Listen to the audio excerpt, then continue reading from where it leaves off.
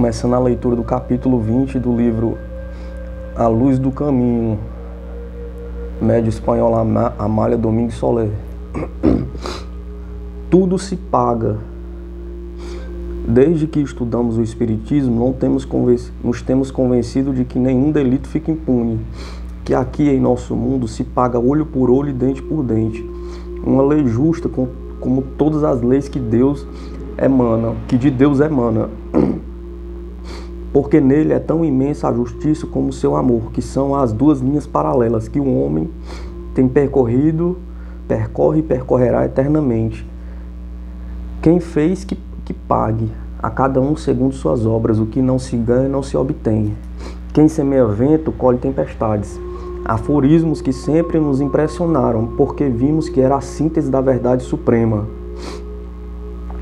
E esse conhecimento aumentou conforme fomos estudando as comunicações dos espíritos, que tanta luz tem arrojado sobre determinadas histórias. Como prova de que é correto o que dissemos, vamos nos ocupar da vida de um homem que paga nessa existência os crimes que cometeu numa de suas encarnações passadas. Mas antes de estudar esse caso, leiamos uma carta de uma irmã desse infeliz, a qual em maio último nos escreveu dizendo que, entre outras coisas, o seguinte: toda a minha família sempre teve ideias avançadas. Meu avô morreu em mãos dos inimigos da luz. Meu pai também esteve prisioneiro, sofrendo todas as iniquidades dos partidários do obscurantismo. Meu irmão lutou defendendo a liberdade de sua pátria. E logo o acusaram de haver cometido uma morte, ficando aprisionado por mais de 6 anos. 2 testemunhas haviam reconhecido sua inocência, mas subornados e pagos pelo verdadeiro assassino, declararam depois sob juramento que meu irmão era culpado. Ele foi então condenado a 17 anos, 6 meses e 1 dia de prisão,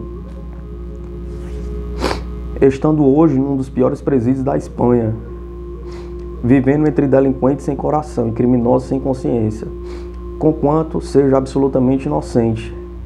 Quando ele se despediu de mim, pronunciou as blasfêmias mais terríveis e negou a existência de Deus, acrescentando que, se ele existisse, sancionava as mais horríveis injustiças. Mas eu, que olho as coisas e os acontecimentos sobre outro prisma, creio que Deus é justo e que meu irmão, se bem que agora seja inocente, outros crimes haverá cometido em anteriores encarnações, pelos quais hoje paga, em cumprimento de uma lei desconhecida para muitos, mas não para mim. Quisera ser médio para perguntar aos espíritos a causa da expiação que sofreu meu infeliz irmão, em cuja existência atual, creia, minha amiga minha, foi humilde e honrado, completamente inofensivo, estando convencidos disso todos que moram em nossa cidade, onde nasceu e viveu. Meu infeliz irmão, verdadeiramente digno de melhor sorte. Eu lhe rogo, amiga minha, que consulte algum amigo espiritual sobre este caso, para ver que os espíritos dizem, porque temo que meu irmão perderá a razão, se o espiritismo não estender sobre ele suas asas benéficas. Ele está completamente desesperado. Tenho-lhe enviado livros e jornais espiritistas, e com isso conseguindo que em certos momentos se acalme. Quem sabe você pode averiguar essa história e assim dar um pouco de tranquilidade, caso seja possível, a um ser imensamente desgraçado. Muito nos impressionou a leitura desta carta, porquanto não é difícil compreender o quão horrível deve ser para um homem inocente ver-se condenado a viver entre criminosos, grande número de anos, sofrendo todas as humilhações e insultos que impõem aos outros, os seres sem sentimento e sem educação, além de ficar submetido a trabalhos superiores às suas forças e à desonra diante de uma sociedade em que vivia, sem haver dado motivo para isso, nem em pensamento nem em atos. Tais fatos devem exasperar tanto, amontoar tantas nuvens carregadas de eletricidade sobre o cérebro, que este precisa funcionar com rapidez inusitada sob pena de romper-se ou tornar-se inútil para raciocinar, dando ensejo à loucura como inevitável consequência de uma luta superior de débeis forças humanas. ver-se separado do lar paterno, onde era amado e considerado, porque era compreendido, renunciar às doces satisfações da vida e esses gozos mais ou menos fugazes que nos brindam a amizade e o amor. Dá adeus a todo o belo, a todo o risonho carinhoso, para afundar-se no caso, no abismo mais insondável. E tudo por quê? Por causa da torpeza dos juízes da terra, por causa da infâmia de uns caluniadores pagos a bom preço. Via-se um inocente condenado a aparecer como um miserável, sem poder apagar de sua face o estigma infame do presidiário. Um homem honrado não enlouqueceria em semelhante situação? Pergunta. Necessita de uma grande força de vontade e um íntimo convencimento da vida de além-túmulo, para não atentar contra seus dias, aquele que é vítima de juízes ineptos e de tristes aparências. Convencido de que faríamos um grande bem a um desgraçado tratando de saber a causa de seu martírio, relatamos ao Espírito que nos guia em nosso trabalho a anterior história, rogando-lhe que nos dissesse, não para satisfazer nossa curiosidade, mas para consolar um infortunado, o porquê de tão imensa desventura. E o Espírito compassivo e complacente respondeu-nos o seguinte: quando as petições são justas, temos, os desencarnados, uma sagrada obrigação de responder e de nos fazer ver a inegável justiça de Deus, que muitas vezes se desconhece na terra, porque é necessário que assim seja. Mas, como a todo aquele que chama a porta do desconhecido se franqueia a entrada,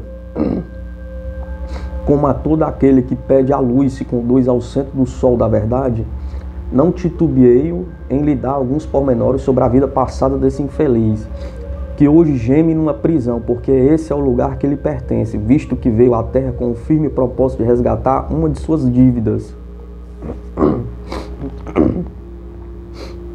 Aquele que nessa existência ocupou sempre uma modesta posição social foi, numa de suas encarnações passadas, um juiz de grande nome, Dom Álvaro de Zúñiga. Era um perfeito cavalheiro de gentil postura, modos distintos, finíssimo trato e aparentemente de tão reta consciência que era juiz chamado e escolhido para sentenciar as causas mais difíceis. Os juízes mais probos e mais estendidos submetiu a seu exame as sentenças de seus pleitos, de suas defesas e acusações, e o que ele sancionava era admitido sem apelação. A vida de Dr. Álvaro de Zúñiga era exemplar. Jamais a calúnia o havia manchado, modelo de boníssimos costumes. Ninguém podia acusá-lo de nenhum deslizes. Por mais leve que fosse, generoso com os pobres, não se importava por atendê-los e aconselhá-los e de fazer ganhar em seus litígios. Por isso, sua fama e seu nome ultrapassam as fronteiras. Inimigo aparentemente das riquezas, vivia modestamente, contudo, no fundo de sua consciência, era ambicioso dos bens terrenos e da consideração social. Invejava os que tinham altos cargos e seus palácios de mármore, seus títulos e condecorações. A duquesa de São Lourenço, então viúva, incumbiu do arranjo de seu testamento, distinguindo com os mais delicadas atenções, enchendo de valoríssimos presentes, confiando-lhe seus mais íntimos segredos, encarregando ainda da direção de seus filhos. Quando o Dr. Álvaro saiu do palácio da duquesa, sentia-se transformado. Aqueles numerosos serviçais que à sua passagem se descobriam respeitosamente o agradavam muito. Aquele luxo deslumbrante, aquelas comodidades que estimulavam a indolência, aquelas imensas riquezas que passavam por suas mãos, representada pelos títulos de propriedades de povoados inteiros, faziam-no pensar e dizer: tudo isto pode ser meu, a duquesa me admira, da admiração do amor não há mais que um passo. Esta mulher é a que me corresponde, não a que eu tenho, simples e humilde, que compreendeu, simples e humilde, que nunca me compreendeu e que, portanto, se não me fez desgraçado, também não me fez feliz. Grande parte da minha vida vivi para os outros. Justo é que há alguns anos viva para mim. E seguindo o curso de suas ideias, pensou em desfazer-se de sua esposa. Quanto antes o fizesse, seria melhor. Entre os muitos que frequentavam sua casa, havia um sobrinho de sua esposa, o aturdido Tristão.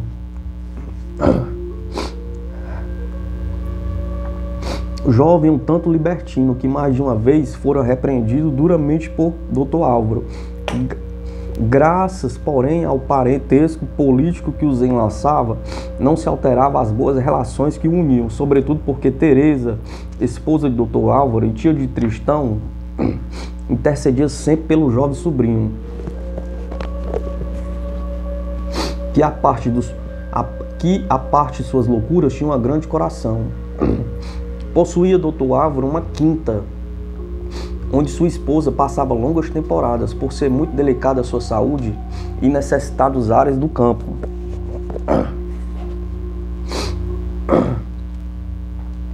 Seu marido a visitava com frequência e uma manhã, quando bem cedo regressava à cidade, foi detido por um criado que correra apressado para lhe dizer que sua esposa repentinamente havia tombado enferma. Ele voltou à quinta e efetivamente encontrou moribunda a infeliz Teresa, graças à eficiência do veneno que ele havia posto num salgado na noite anterior. A pobre Marte morreu em seus braços, cuidando o Dr. Álvaro de estar só com ela em seus últimos momentos, chamando depois os criados para, na presença deles, examinar um armário de sua esposa, onde encontrou um pacote de cartas amorosas, assinada por Tristão, que aconselhava a tia a fugir com ele. Caso ela não a atendesse, ele se vingaria cortando o fio de seus dias. Dr. Álvaro mostrou em seguida aos criados uma declaração que sua esposa fez por escrito, pouco antes de morrer, na qual dizia: morro envenenada por meu sobrinho Tristão. Dr. Álvaro era dessas pessoas que passavam por impecáveis aos olhos do mundo, e Tristão, um libertino que passava parte de sua vida em casas de jogos e bordéis. Por isso, ninguém chegou a suspeitar nem por um segundo que fora Dr. Álvaro o verdadeiro assassino. E a opinião pública acusou a Tristão, que além de inocente de semelhante delito, nunca havia olhado para Teresa com impuros desejos, mas unicamente com respeito e carinho, com que se olha uma mãe tolerante e condescendente, como era Teresa para com seu sobrinho. As cartas haviam sido escritas por Dr. Álvaro, com letra tão admiravelmente falsificada que nem deixava a menor dúvida. E a acusação plena caiu sobre Tristão, que acreditou fosse enlouquecer e que, por mais que tentasse, não pôde provar sua inocência, sendo condenado às galhas por toda a sua vida, enquanto Dr. Álvaro, que assassinara ordinariamente a esposa e que guiou sua mão nos últimos momentos, fazendo-a escrever o que ele mesmo traçava, enquanto abafava seus gritos com sua férrea mão. Aparentava sentir o pesar mais profundo. Seu luto parecia não ter fim e, para que todos assim pensassem, ia frequentemente ao cemitério, onde rezava fervorosamente. E falava sempre à duquesa sobre sua inesquecível companheira. A nobre dama caiu na rede que tanto astutamente lhe estendeu o Dr. Álvaro, que permaneceu 2 anos viúvo, casando-se depois com a duquesa de São Lourenço, que, ingênuo e simples, elevou às altas esferas do poder um miserável assassino, que não teve o menor remorso de seu crime. Álvaro estava tão satisfeito consigo e se acreditava tão superior aos demais, que nunca consagrou uma lembrança compassiva ao jovem inocente, que vivia numa galé cumprindo sua pena. Ele acreditava, pelo contrário, que havia livrado a sociedade de um perdido. E quanto à sua esposa, sempre doente e ainda estéril, acreditava que fosse um ente inútil. Um ramo seco da árvore social, que nada se havia perdido com o fato de havê-lo desprendido do tronco da vida. Jamais turvou seu sonho uma lembrança penosa. Ele se acreditava grande entre os grandes. Sua ambição não tinha limites e se acreditou tão superior a seus contemporâneos que todos os altos postos que ocupou lhe pareceram pequenos. Mostrava grande inteligência no contato com as altas esferas de poder. procurando ocultar sua desmedida ambição e aparecendo diante do mundo como um ser quase perfeito. E morreu rodeado de todas as honras que uma imensa riqueza e um profundo talento proporcionam na terra. Pode-se enganar o mundo e pode-se enganar até mesmo a si próprio, enquanto a pessoa se encontra no planeta em que o engano impera. Porém, no espaço caem todas as vendas e o assassino escuta uma voz fatídica que murmura constantemente ao seu ouvido: assassino, assassino. Dom Álvaro a escutou e viu Teresa e Tristão erguidos e ameaçadores e pôde contemplar, enfim, a espantosa realidade. Não fizera ele uma única obra boa, portanto, não podia encontrar agora espíritos agradecidos, porque se muitas vezes havia obrado com justiça, não fizera pensando no bem alheio, mas no seu próprio. Amparou os pobres em suas aflições para que eles lhe dessem popularidade. Trabalhou apenas para si e por isso achou-se sozinho no retorno à vida espiritual, em que somente suas vítimas mudas e implacáveis o acompanhavam continuamente. Desfeito pela realidade de seu castelo de cartas, envergonhou-se de si mesmo e se dispôs a pagar olho por olho, dente por dente, e, quando se achou disposto a sofrer a expiação que hoje sofre, carregou sobre seus ombros a cruz que hoje o oprime com seu peso, e plena de infelicidade será toda a sua existência, porque é preciso que pague até o último centavo.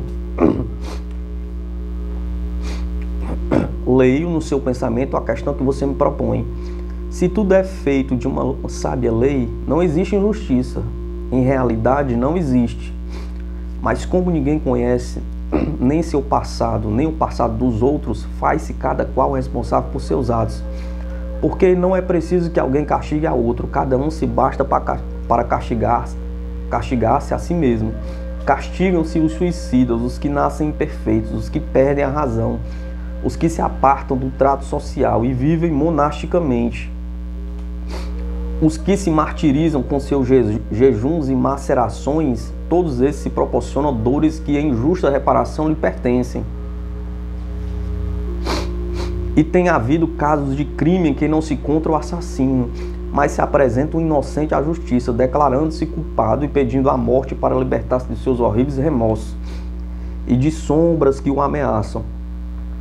Ninguém é obrigado por fatalismo a ser verdugo de outro. A eterna justiça não necessita de instrumentos inocentes. Deus conta a seu favor com o tempo e o progresso indefinido do espírito, que quanto mais avança, tece mais fina a tela de seus atos e, repito, ele mesmo se julga e se condena. O que faz esse espírito é procurar seu centro de atração. E assim como entre vocês os sábios têm desdém em tratar com os ignorantes, e as mulheres honradas fogem do contato com as rameiras, procurando cada qual seus afins, o espírito culpado, a fim de resgatar suas dívidas, procura mundos habitados por seres miseráveis, em que as injustiças são a moeda corrente. Contudo, o espírito decidido a progredir se salva de todas as impurezas que o circundam e se eleva com a coluna de fumaça, para não se manchar com o lodo que o rodeia. Obrar mal não é necessário nenhum planeta. O espírito goza de livre-arbítrio para desenvolver-se dentro da esfera que ele mesmo formou. Todo criminoso é responsável por seus atos, ainda quando com eles castigue um delinquente de vidas passadas. Evidentemente, ele não sabe que está castigando a outro, porque não vê mais além e compreende somente que afunda no desespero um inocente. Quando lhe perguntarem os impacientes, e por que não se lembra de que foi nas suas passadas encarnações? Explique-lhes que seria impossível o curso tranquilo da vida, se estivesse cara a cara e frente a frente todos os inimigos que causaram no passado graves prejuízos e perdas consideráveis. Os pais morreriam assassinados por seus filhos, e estes, em muitas ocasiões, seriam devorados por suas mães, pois a prova disso é que, mesmo sem se conhecer e ignorando o passado um dos outros, quantos crimes se cometem no seio das famílias, Quantos gozam e se deleitam, enquanto outros, por sua causa, gemem no cativeiro? Sua pergunta mental me afastou um pouco do objetivo que me propus ao lhe contar a causa que prodigiou o castigo que hoje deplora esse infortunado. Diga-lhes apenas para sua tranquilidade que tudo é justo, que as grandes dores, que essas existências condenadas a horríveis sofrimentos são o resultado de múltiplos abusos, a consequência de bastardas ambições, o fruto sazonal do mais refinado egoísmo, que aquele que ao viver não pensa, mas que em si mesmo amonta sobre a sua cabeça espantosas tempestades e atrai o raio destrutivo que interrompe sua existência ou lhe arrebata seu doce repouso, o que é ainda pior. Muito mais pudera dizer, mas basta com o que disse para fazê-lo compreender que esse infeliz não sofre nenhuma injustiça, mas pelo contrário, quita uma das grandes dívidas que contraiu seu espírito na série de encarnações que teve na Terra e em outros mundos de análoga condição a Deus. Eis aqui uma comunicação que nos transmite um útil ensinamento, não somente ao interessado que o pediu, mas a todos aqueles que sejam vítimas de seus erros passados.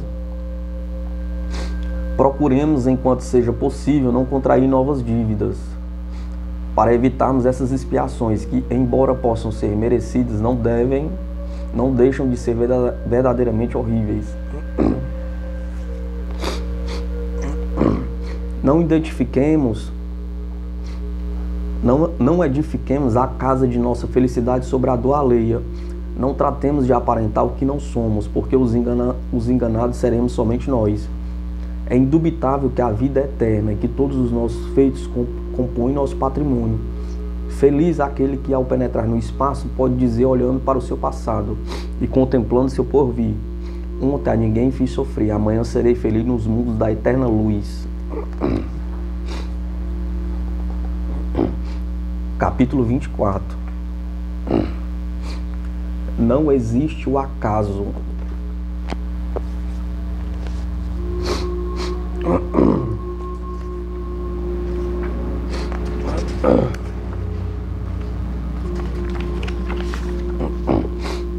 Conversando uma noite com uma senhora que nos contava tristes histórias de sua família, ela nos disse o seguinte: acredito que pesa sobre meus parentes uma maldição, porque desabam sobre eles as desgraças com uma profusão aterradora.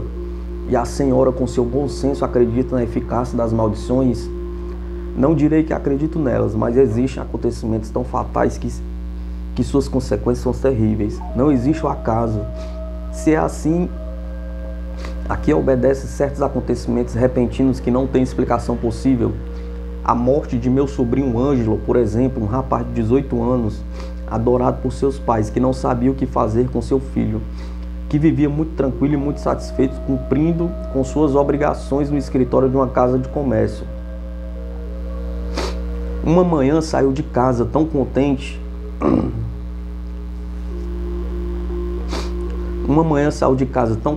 E tão alegre, que um revólver precioso que havia ganhado numa rifa, dizendo à sua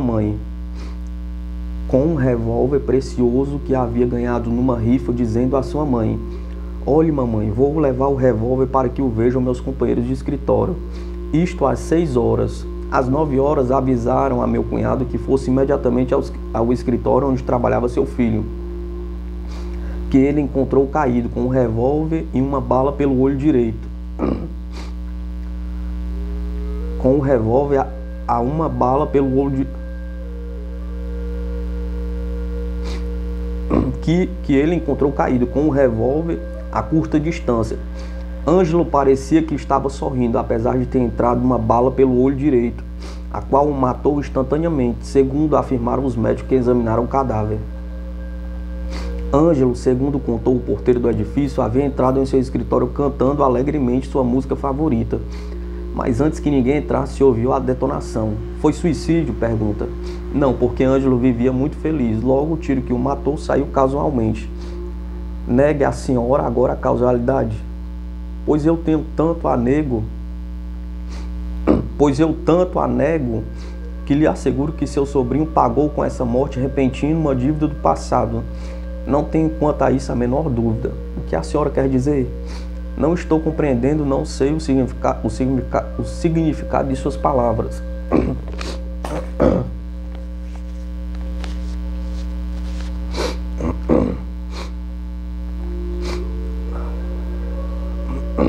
A causalidade, repito, não existe.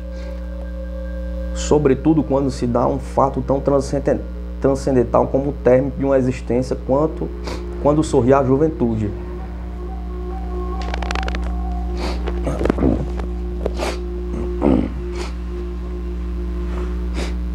Quando as carícias de uma mãe amorosa e os prudentes conselhos de um bom pai nos envolvem com seu manto de felicidade, quando a esperança nos oferece seus horizontes cor-de-rosa, quando a plenitude da vida nos alenta com sua seiva generosa. O morrer é, em tais casos, um mal, mas esse mal é resultado de um dano causado a outro no passado. Mas meu sobrinho era um anjo de nome também por seus atos. Todos o amavam e invejavam seus pais, porque o tinham como filho. Que mal pode, pois, haver causado a alguém? Nenhum, absolutamente nenhum. Nesta encarnação concordo, mas e nas anteriores? Nem a senhora nem eu sabemos o que ele fez, isso é verdade. Seria então possível averiguar se o caso, segundo a filosofia espírita, se for para satisfazer uma pueril curiosidade, nada perguntarei aos espíritos. Como pode ser por curiosidade? Se meu cunhado e sua infeliz esposa estão completamente desesperados e procurando consolo, eles falarão sobre isso com vários espiritistas. Eles falaram sobre isso com vários espiritistas, que lhe disseram o mesmo que a senhora me diz, mas estão sedentos de saber algo. Pergunte, pois, amiga minha, para ver o que dizem, e assim fazendo, a senhora fará duas obras boas de uma só vez: consolar a uns que sofrem muito e escrever para que outros aprendam com o ensinamento trazido pelos espíritos. Certamente que a senhora pensou bem e me propôs o que tenho por costume fazer, pois nunca pergunta aos espíritos para satisfazer a vã curiosidade deste ou aquele, mas para dar uma lição da eterna justiça aos muitos que ainda duvidam da sabedoria de Deus. Consulta os espíritos para divulgar seus ensinamentos, para difundir a luz da verdade, a fim de que esta dissipe as densas brumas do erro. Quando tivemos ocasião, fizemos presente nosso desejo ao Espírito que guia nossos trabalhos. E ele nos respondeu, revelando-nos o que adiante transcrevemos. Já sei que não é seu móvel a curiosidade, por isso, sempre que possível, responda às suas perguntas, porque entendo que minhas narrações servem para que você publique histórias que encerram um último ensinamento de que esta muito necessita a humanidade, de que está muito necessitada a humanidade. É necessário que todos saibam que não há o acaso, que tudo acontece a seu tempo, especialmente quando chegam esses momentos supremos, essas crises que decidem o porvir de um homem. Você deseja saber por que um jovem que vivia tranquilo e sereno, adorado por sua mãe, querido e respeitado por seu pai, satisfeito consigo mesmo, porque tudo que o rodeava o brindava com carinho e consideração social, num dado momento, quando estava distraído com um brinquedo mortal, perdeu a própria vida sem que ninguém saiba se o fato foi intencional ou mera causalidade, como dizem na Terra. Digo que o rapaz tensionou uma mera causalidade. Digo que o rapaz não agiu com premeditação. Isto é, ele não se suicidou, mas o fato não foi, como pensam, meramente efeito da causalidade. Ele olhava atentamente o cano da pistola e disparou contra si mesmo, sem saber o que fazia. Contudo, ao entrar a bala pelo olho direito, ele estava saldando uma de suas contas. Assim não foi casual o pagamento da dívida. Porquanto, quando o espírito vem disposto a cumprir seu destino, não necessita que ninguém lhe ocasione dano algum. Ele mesmo se administra a justiça, como procedeu o jovem de quem você me falou, o qual, numa de suas anteriores existências, foi uma mulher sem coração, uma cortesã rodeada de galãs que disputavam seus fervores, oferecendo-lhes em troca joias e moedas que Egamina, o nome da mulher, né, que ele era na encarnação anterior, era viciada, Entre os seus admiradores havia Leutério, jovem pintor de modesta fortuna, que sentiu pela cortesã uma paixão tão profunda que lhe ofereceu seu coração, sua mão e seu humilde e poético lar. Egamina riu-se de suas propostas, e ele disse que ela necessitava de grandes plumas para voar. Leutério lamentou sua negativa sem deixar-se ferir com sua dignidade pelo montejo de que fora objeto, e a seguiu de longe, consolando-se em vê-la à distância. O patrimônio das cortesãs é sua beleza física. Quando esta se esgota ou murcha, passam de um leito de plumas a uma cama de hospital e substituem seus galanteadores por insociáveis enfermeiras que as desprezam e as acusam por suas leviandades. Quando Egamina estava no auge de sua esplêndida formosura, a varíola se apossou dela com o maior furor, e não fosse por Leutério, a teriam levado ao hospital. Mas ele, sabendo que ela estava doente, fez-se seu enfermeiro e não a abandonou um segundo sequer. Egamina esteve por muitos dias entre a vida e a morte. Todos a abandonaram. Nenhuma de suas companheiras de orgia velou o seu sono. Nenhum dos que acompanhavam suas carícias lhe deu esmola. E como as cortesãs vivem um déficit permanente, os credores se apoderaram do que possuía. E graças somente a Leutério pôde conservar seu leito e os móveis mais necessários. Sua convalescência foi longa e penosa, pois apareceram novas doenças, e Leutério, antes de vê-la reduzida à miséria, fez-se criminoso, furtando de seus pais as economias de 20 anos. Quantia essa em que em mãos de Egamina logo foi reduzida a nada, mas que durou o tempo suficiente para ela se recompor e comprar os enfeites necessários à recuperação de sua beleza. Quando se viu formosa e rejuvenescida, em vez de reverenciar o homem que a havia salvo da miséria e que persistia em chamá-la de esposa, entregou-se de novo às suas habituais desordens, dizendo a Leutério que, havendo recobrado suas antigas asas, já não necessitava de pai para alçar seu voo. Leutério sentiu-se ferido por um raio, mas logo recobrou o uso da palavra e jurou a Egamina que se vingaria dela, já que por sua causa ele havia sido criminoso, roubando a seus pais, que ficaram reduzidos à miséria e morreram maldizendo o filho ingrato que havia profanado o santuário do lar. Egamina não fez caso de suas ameaças e seguiu sua vida de devassidão e desordem. Quando uma noite, ao entrar em sua alcova, viu Leutério sentado junto ao seu leito.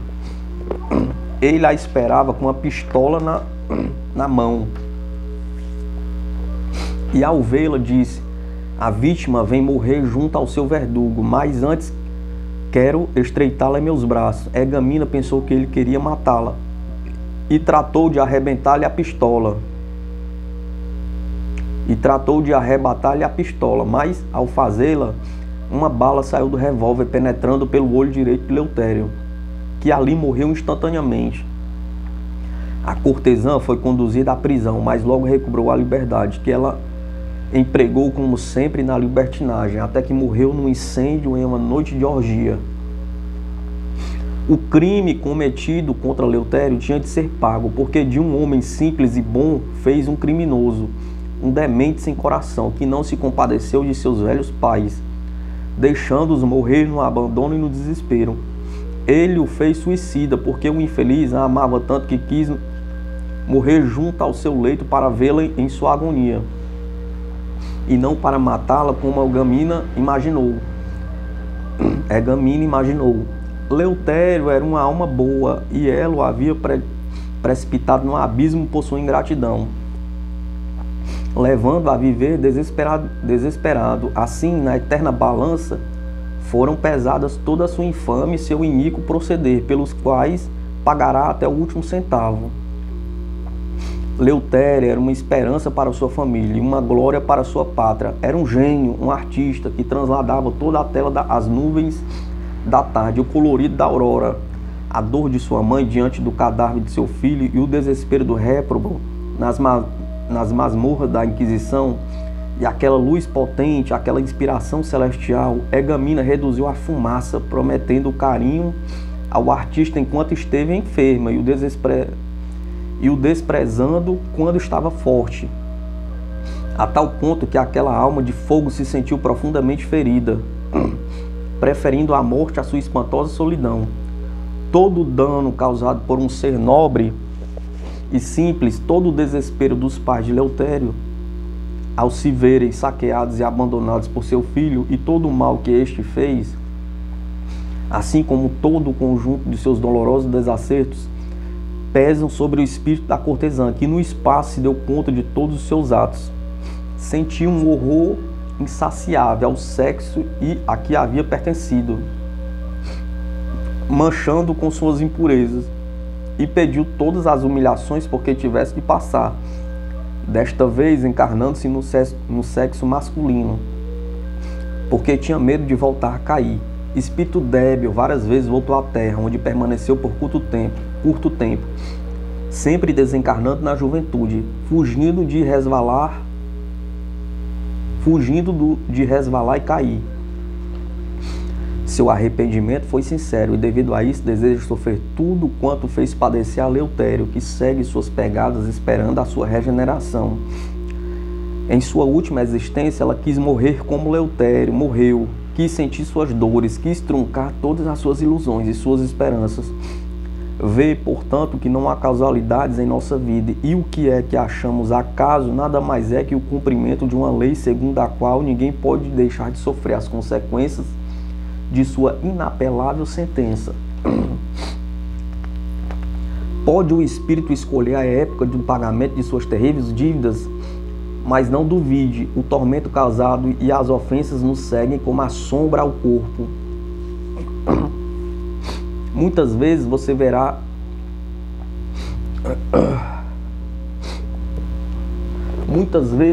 terá visto em famílias amorosas com bens de fortuna que um de seus integrantes não pode dar um passo porque está cego ou epiléptico, ou é surdo mudo. É que o espírito reencarnado nessas condições ainda é muito frágil diante da prova e necessita pagar suas dívidas rodeado de atenções amorosas, sem sofrer a fome e a desnudez. Mas para conseguir isto tem que se esforçar trabalhando séculos lentamente em seu progresso.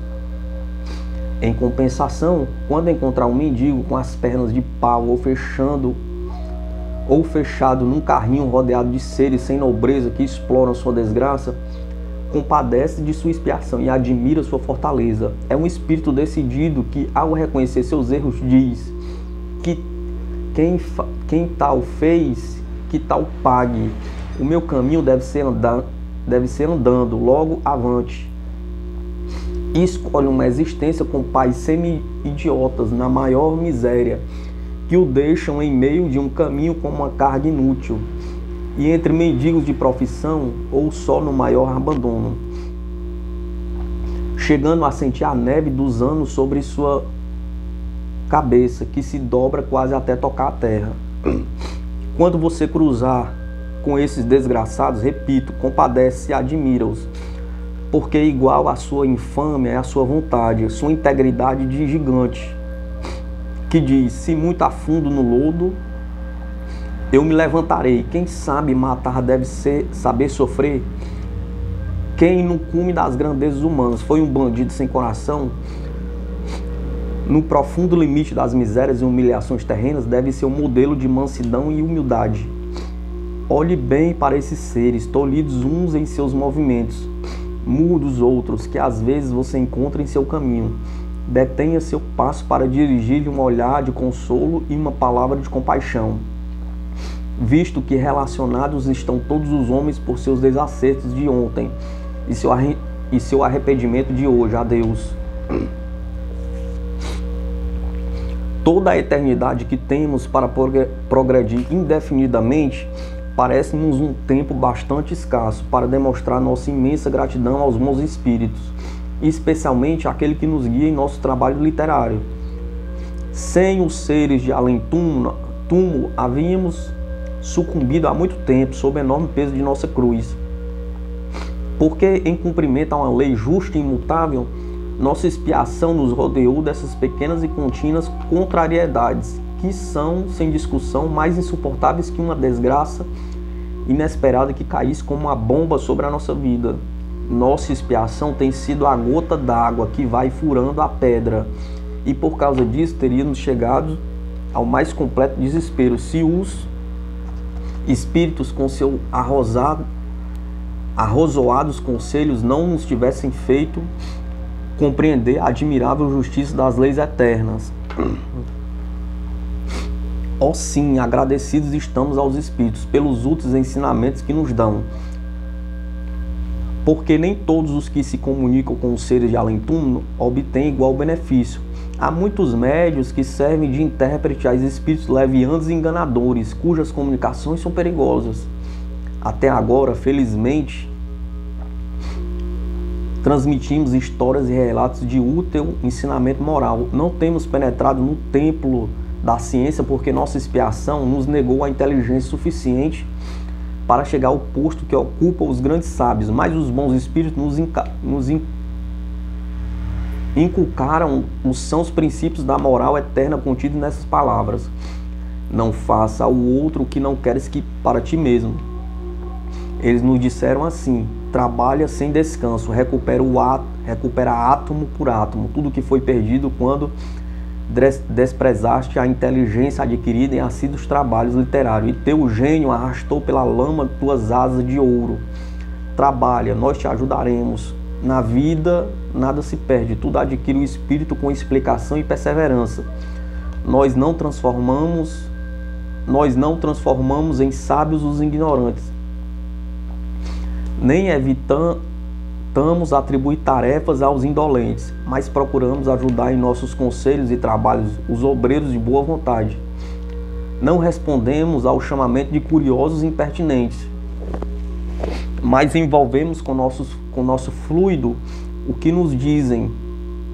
Ilumina-nos, queremos progredir. Diga qual é o melhor caminho para chegar à terra prometida. Isto e muito mais nos têm dito os espíritos. Eles são os nossos mais fiéis amigos. Nada nos une à terra, mas por eles amamos a todos os infortunados que pululam nela. Os seres de além-túmulo nos deram uma grande família, e por ela trabalhamos, por ela pedimos inspiração aos nossos amigos invisíveis, para fazer conhecer os que choram que eles são a causa de seu pranto, que não existe a injustiça, que cada ser vive na atmosfera que ele mesmo criou, que não existe redentores, mas sim a cada homem é o redentor de si mesmo, que não existem fatos causais nem providenciais, que não há fatalismo sobre esta ou aquela raça, e que, por fim, o que realmente importa é o trabalho individual de cada espírito, a seu bel prazer, semeia sua vinha e seu horto, e os cultiva com esmero, ou deixa que as pragas invadam o monte e a planície.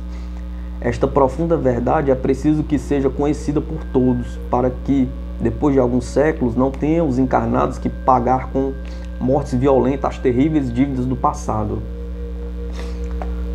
A Luz do Caminho, médio espanhola Amália Domingues Soler. Depois a gente passa para o capítulo 25.